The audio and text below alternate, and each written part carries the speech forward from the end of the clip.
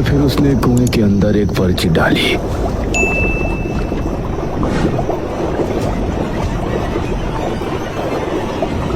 उसने जलता हुआ लालटेन भी कुएं में फेंक दिया और उसके बाद तेज कदमों के साथ वहां से ऐसे भाग निकला जैसे कि अचानक कोई बड़ा खतरा वहां आ पहुंचा हो।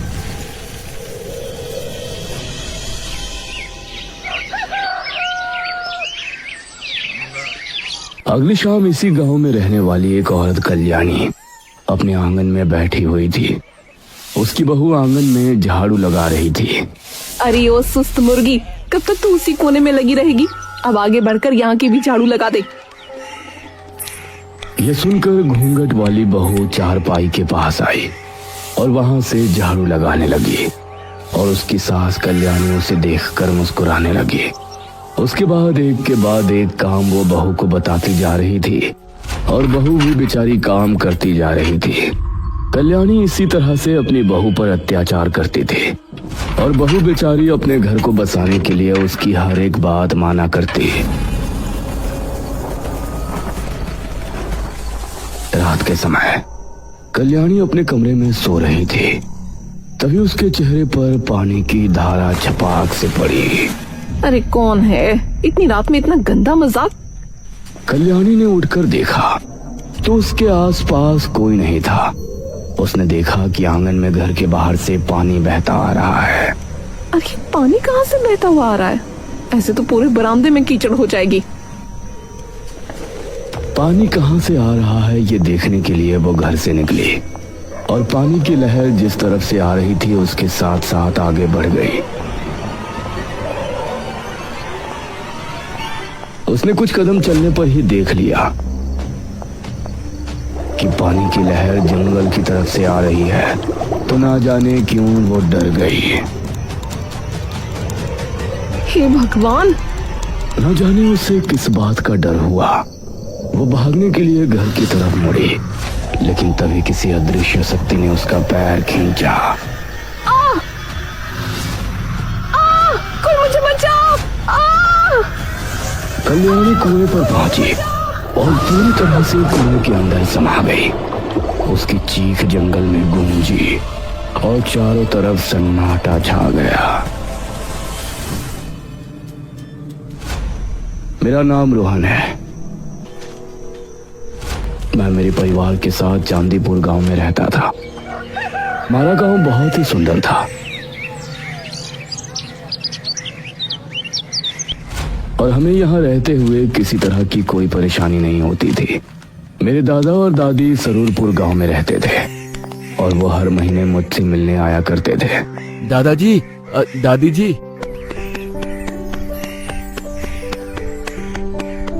उनको देखते ही मैं उनसे जाकर लिपट गया। अरे हमारा रोहन, कैसे हो बेटा? मैं तो अच्छा हूँ दादा दादी, आप दोनों कैसे हो? जीता रहे बेटा, हम भी ठीक हैं।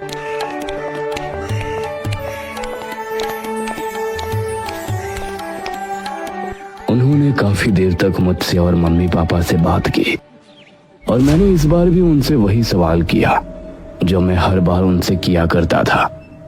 दादाजी, मैं आपसे हर बार आपके गांव चलने की बात करता हूँ, लेकिन आप मुझे लेकर नहीं जाते हैं। लेकिन आज आपका कोई बहाना नहीं चलेगा। ये सुनकर दादा और दादी दोनों के चेहरे पर गंभीरता के भाव नजर आए और दादा बोले, ठीक है रोहन बेटा, इस बार तो नहीं, लेकिन अगली बार जब हम तुमसे मिलने आएंगे तो तुमको अपने गांव लेकर चलेंगे। दादाजी, अब फिर से? अरे रोहन बेटा, परेशान मत हो। अगर दादाजी आपको लेने नहीं आए तो मैं और तुम्हारे पापा हम तुमको दादाजी के गांव लेकर चलेंगे।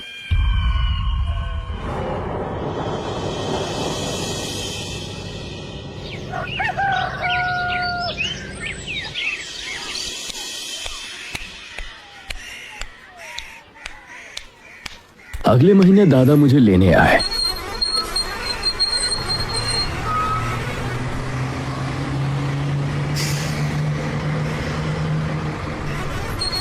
और मैं उनके साथ उनके गांव सरूरपुर आ गया। उनका गांव भी बहुत सुंदर था। पूरे दिन उन्होंने मुझे घुमाया फिराया।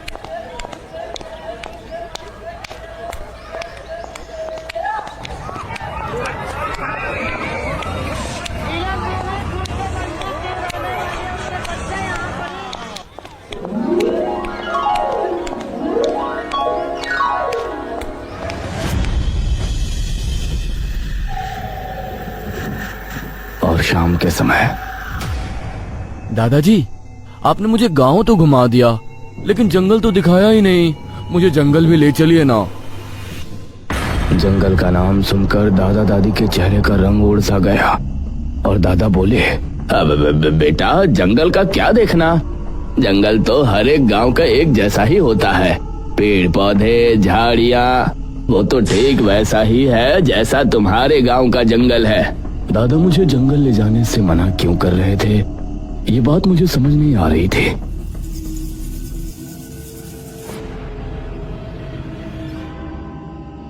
रात होने पर हम सभी आंगन में खाट बिछाए सो रहे थे। तकरीबन 12:30 बजे मुझे एक आवाज सुनाई दी, रोहन, रोहन। यह आवाज सुनकर मैं उठा और इधर उधर नजरें दौड़ाई तो मुझे आसपास कोई नजर नहीं आया। रोहन इधर आओ, मैं यहाँ हूँ। मैं खाट से उठा और दादा को जगाने ही वाला था कि तभी, रोहन, अगर तुमने किसी को भी जगाया तो मैं चली जाऊंगी। तुमको जंगल घूमना था ना, मैं तुमको जंगल घुमाऊंगी। ये सुनकर मेरे चेहरे पर खुशी छलक आई।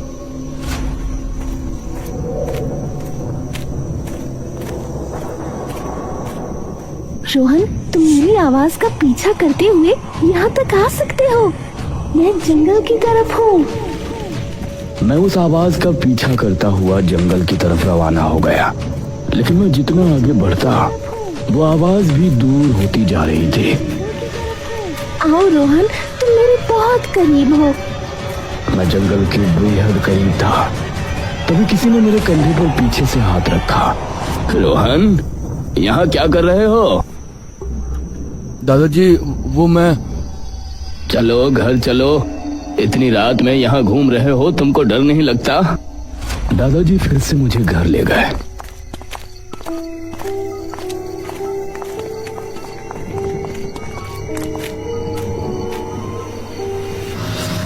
लेकिन मेरे मन में अभी भी वही बात चल रही थी कि जो आवाज मुझे सुनाई दे रही थी, आखिर वो किसकी थी?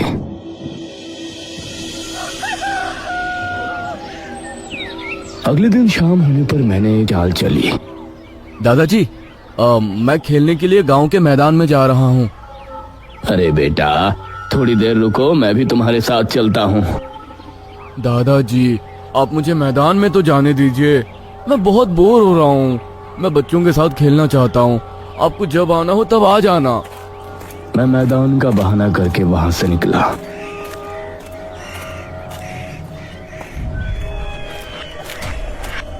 शाम ढलने लगी थी और अब मध्यम अंधेरा शुरू हो गया था। मेरे कदम अपने आप ही जंगल की तरफ बढ़ रहे थे। तभी मेरे सामने एक आदमी आकर रुका।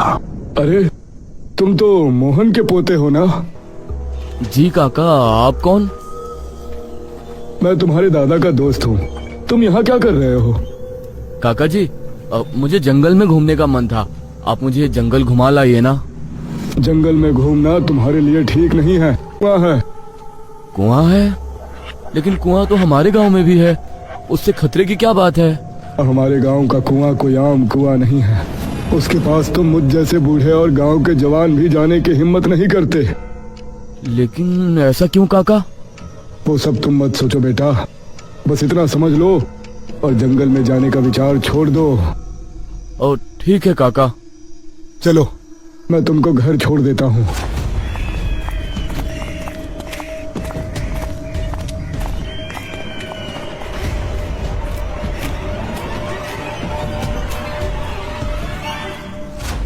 उस रात सबके सोने के बाद मुझे फिर से वो आवाज सुनाई दी।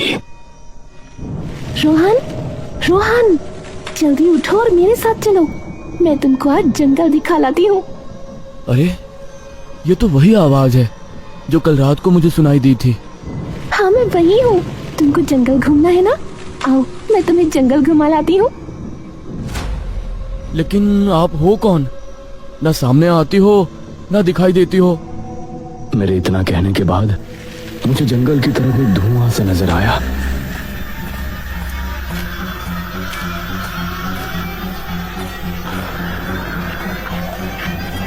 कुछ कदम बढ़ाने के बाद मुझे धुएं के अंदर एक धुंधला अक्स नजर आ रहा था, जिससे समझ आ रहा था कि वो कोई औरत है जिसने काली साड़ी पहनी हुई है। रोहन, तुमको पहले भी समझाया गया है ना कि जंगल की तरफ जाना ठीक नहीं है। एक बार फिर से दादाजी को सामने देखकर मैं डर गया। दादाजी मैं तो बस बस कुछ नहीं, चलो अभी के अभी घर चलो। दादाजी फिर से मुझे घर ले आए।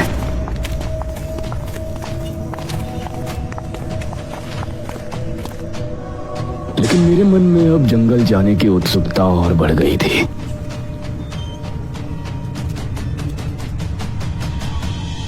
दादाजी के घर के पास ही एक वैद्य जी रहते थे। सुबह सुबह एक गुहार से हम सभी की आंखें खुल गई।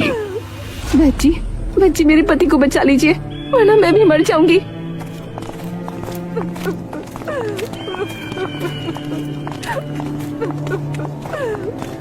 एक औरत अपने पति के साथ वैद्य जी के घर के बाहर बैठी थी। उसका पति जमीन पर पड़ा था और उसकी हालत बहुत खराब थी। अरे क्या हुआ इसको? इनको खून की उल्टियां हो रही हैं वैद्य जी, कल से कई हो चुकी हैं। इसे जल्दी अंदर लेकर जाओ।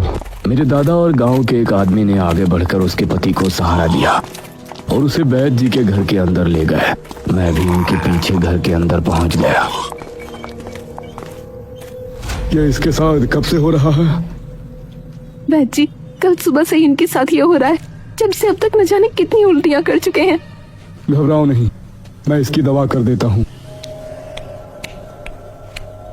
वैद्य ने काफी समय लगाकर उसके लिए दवा बनाई। ये लो रमेश, इसे खा लो।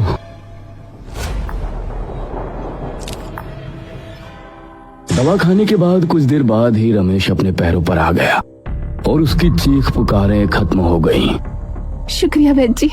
इसे मिर्ची वाला कोई भी खाना मत देना। इसको सिर्फ और सिर्फ खिचड़ी खिलानी है और ये पुड़िया दिन में 4 बार इसको जरूर देना। जी वैद्य जी। चंद्रावती अपने पति रमेश को लेकर अपने घर चली गई।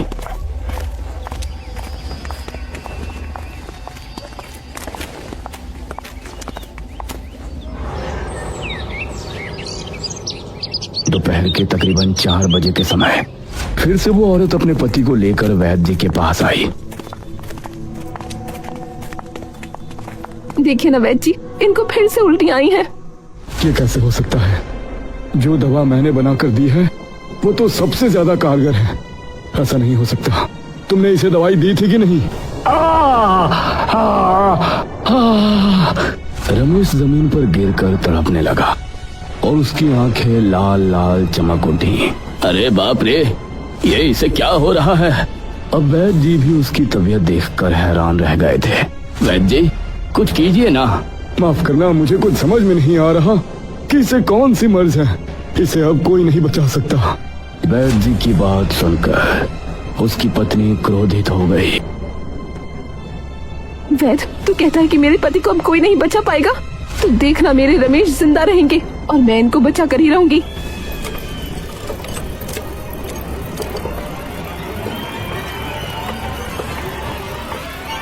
उस रात मैंने पक्का इरादा किया कि आज जंगल जाऊंगा और उस कुएं पर भी होकर आऊंगा। मैं मौका देखकर रात को 12 बजे के समय आखिरकार घर से निकल ही गया। लेकिन बड़े ताज्जुब की बात थी कि आज मुझे कोई आवाज सुनाई नहीं दे रही थी। मैं धीमे कदमों के साथ जंगल की तरफ बढ़ रहा था। दिल में डर के साथ भी थी कि आज मैं उस कुएं को देखने वाला हूँ, जिसके बारे में इतने दिनों से कुछ न कुछ अजीब सुनता हुआ आ रहा हूँ। मैं जंगल पहुंचने ही वाला था, तभी मैंने एक दृश्य देखा। काला लबादा पहने हुए, हाथ में लालटेन लिए कोई औरत जंगल की तरफ जा रही है। अरे ये तो वही आवाज है जो कल रात को मुझे सुनाई दी थी। लेकिन आप हो कौन? ना सामने आती हो ना दिखाई देती हो। आप सामने तो आइए। दादाजी मैं तो बस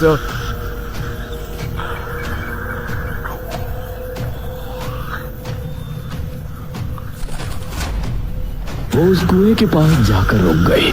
मैं पहली बार उस कुएं को देख रहा था।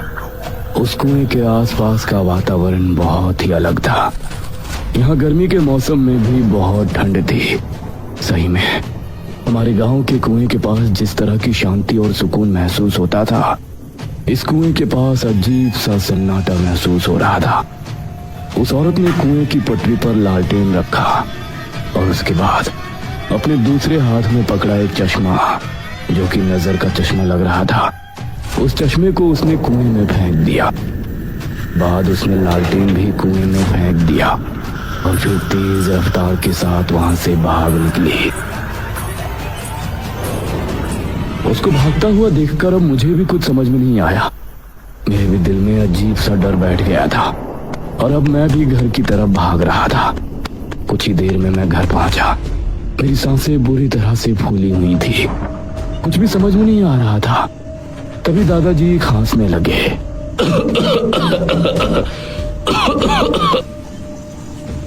उनके उठने से पहले ही मैं खाट पर लेट गया और फिर अपनी आंखें बंद कर ली। अगली सुबह हमारे उठने के फौरन बाद ही गांव के मुखिया दादाजी के पास आए। मुखिया जी आप? हाँ महेश बाबू, सुना है कि रमेश ने कल से खाना पीना बोलना सब छोड़ दिया था। हो सकता है आज वो अंतिम सांस ग्रहण करे, इसलिए पहले ही उसके घर अफसोस करने जा रहे हैं। आप भी साथ चलिए। हाँ हाँ मुखिया जी, मैं भी आ रहा हूँ। अब दादाजी और गांव के कुछ लोग मुखिया जी के साथ चल दिए और मैं भी उनके पीछे हो लिया।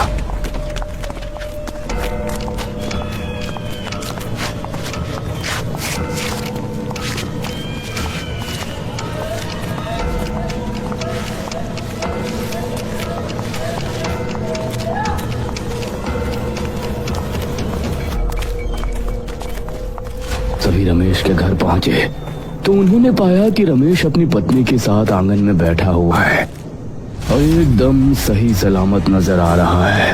अरे रमेश तुम? जी मुखिया जी, आइए बैठ। रोहन, रोहन मेरे पास आओ, मैं आज तुमको जंगल घुमा लाती हूँ। रोहन, रोहन मेरे पास आओ, मैं आज तुमको जंगल घुमा लाती हूँ। तुम ठीक कैसे हुए? ये सब तो भगवान। बस चुप रहिए। चंद्रावती ने उसकी बात बीच में ही काटते हुए कहा। मैंने कहा था ना कि मेरे रमेश को कुछ नहीं होगा। नतीजा आप देख सकते हैं। यह सुनकर वैद्य जी हैरान रह गए। नहीं, यह नहीं हो सकता। लगातार इतनी खून की उल्टियां करने के बाद कोई भी इंसान कभी नहीं बच सकता। यह असंभव है। तो क्या कहना चाहते हैं आप? यहाँ मेरे पति की आत्मा बैठी है। सरपंच जी, गांव के एक आदमी ने उंगली से रमेश के घर की चौखट की तरफ इशारा किया तो सबने देखा कि उसकी चौखट पर एक मटकी लटकी हुई है। ये क्या? उस मटकी को देखकर मुखिया और मेरे दादाजी समेत सभी गांव के लोग हैरान रह गए। ये तुमने बिल्कुल भी ठीक नहीं किया चंद्रावती, बिल्कुल भी ठीक नहीं किया। मेरे पति के बचने पर मुझे धन्यवाद देने की जगह आप लोग ये कह रहे हैं कि मैंने ठीक नहीं किया। चंद्रावती की बात से मैं भी सहमत था। भला उस औरत के पति के जिंदा बचने की खबर से सभी गांव वाले हैरान क्यों थे? मुखिया ने सबसे ना जाने क्या कहा। उस दिन से शाम होते ही गांव पूरी तरह से खाली हो जाता। सभी ने शाम में घर से निकलना भी बंद कर दिया और गांव के कुछ लोग हाथ में हल्दी की गांठें लिए हुए गांव की गलियों में घूमते और कोई बाहर दिख जाता तो उसे उसके घर छोड़कर आते।